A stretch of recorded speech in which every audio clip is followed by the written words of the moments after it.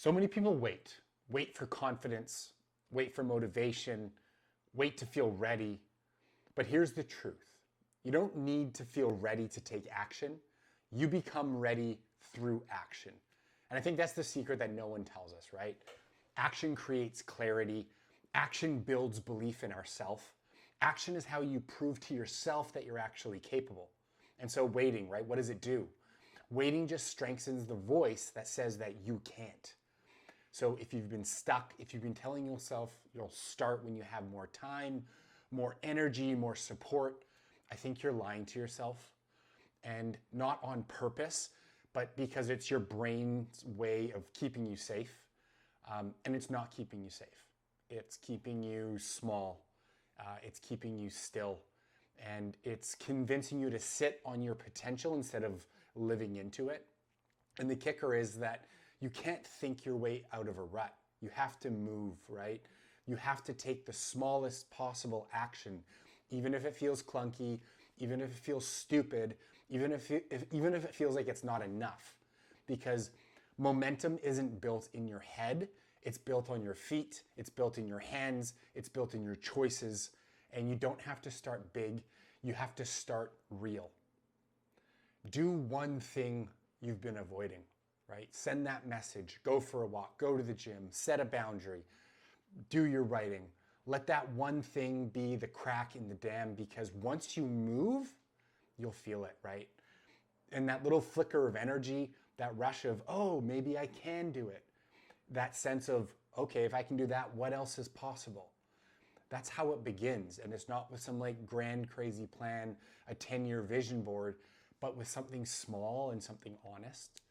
And I'll tell you what I've learned, that confidence isn't what you need to get started. It's what you get when you keep on showing up day after day. So don't ask, can I do this? Ask, what would happen if I did something right now? What would happen if I did something today? What would happen if I let go of that idea that I have to have it all figured out in order to start? You're allowed to begin imperfectly. You're allowed to suck at first, right? You're allowed to look back one day and laugh at how awkward it all was. But you do have to start, and not for anyone else, not to prove anything, but just because you're tired of watching your life happen without you. You deserve more than that, and you know that, and that's why you're still listening to this video. And the spark is in there, right? Even if it's buried somewhere, even if it's flickering, it's not out. So I think this is the moment, and it's not to get it perfect, but it's to get going one step right now, and then do it tomorrow, and then do it another day. And that's how we build belief. One small act of defiance against your own doubt, and then suddenly you're in motion. So getting started is one thing, but staying in motion, that's where most people fall off. Because once the high wears off, right, that novelty of what you wanted to do fades, you're just left with the work and the monotony of it all. And that's the moment that makes or breaks you, right? You'll want to wait for that motivation to spark again. You want to wait for more clarity. You want to feel, you want it to feel easy, like it did on day one when you were stoked. But this is where something deeper kicks in, right? This is discipline. And discipline, it's not punishment. It's not perfection. It's the decision to keep going even when it doesn't feel exciting. So discipline is one of the highest forms of self-care, and it's how you show your future self that you're serious, that you're trustworthy, that you can be counted on, because momentum doesn't come from hype, it comes from rhythm.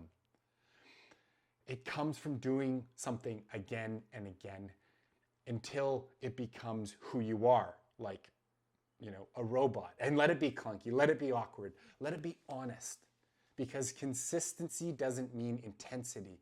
It means you just keep showing up, right? If you miss a day, that's okay. You show up the next. You fall off track, forgive yourself, get back on the horse, get back in it. You don't lose momentum when you stumble. You lose momentum when you shame yourself into quitting because it's not perfect. So drop the shame, Drop the self-talk that says you're failing. Momentum is built in the comeback. And if it still feels boring sometimes, good, right? That means it's working. Boring is where results live.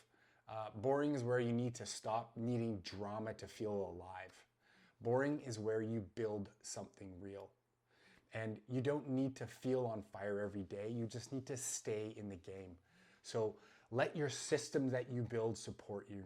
Let your environment carry some of the weight that you've put on your own shoulders. Put the journal on your desk. Put your shoes by the door. Make it easy to stay in motion. Because when you remove friction from your life, you're removing your excuses. And if you're someone who struggles with like staying consistent, you're not lazy, you're just fucking exhausted from perfectionism. Trying to prove instead of like trying to move yourself forward. So start moving again, even if it's quiet, even if no one sees you, that's what's important, because that's how the momentum becomes yours. It's not borrowed, it's not faked, it's not for show. It's earned, it's earned honestly one day at a time, right? Like you're building something and maybe you can't see it yet, but every rep counts. And don't wait to feel inspired again, right? Do the thing that gets you back into the rhythm. That's where momentum lives. Keep going, even when it's quiet, uncomfortable. That's where people stop. But you're not most people. That's why you're here. And at some point, you're going to look around and you're going to realize, like, holy crap, you're different now. Not because one big thing changed, because you just kept going when it was easier to quit, right? And that's what transformation actually looks like. It's not a lightning bolt. It's a slow shift in who you believe that you are, right? You're not forcing a new version of yourself. You're uncovering it. You're meeting the part of you that was, always capable but buried.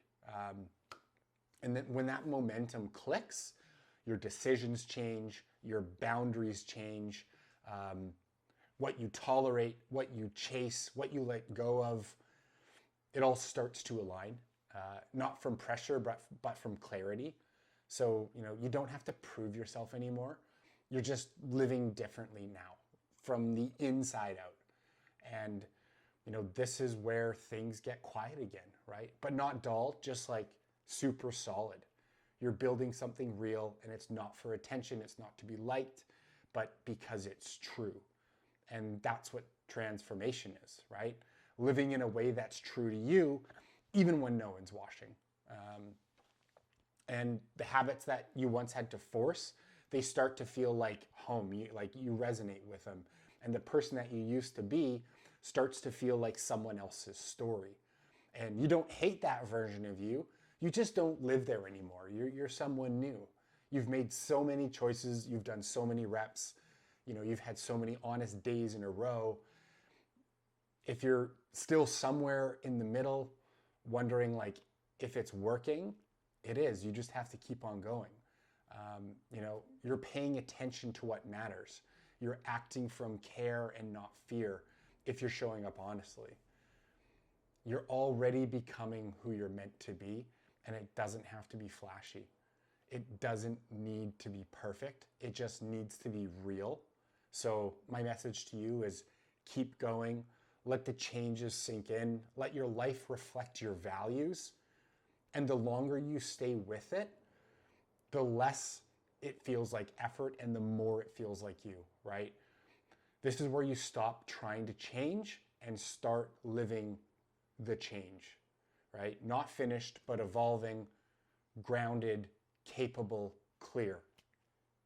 And so, the real transformation, you're not just taking action anymore. You actually trust yourself now. And that changes everything.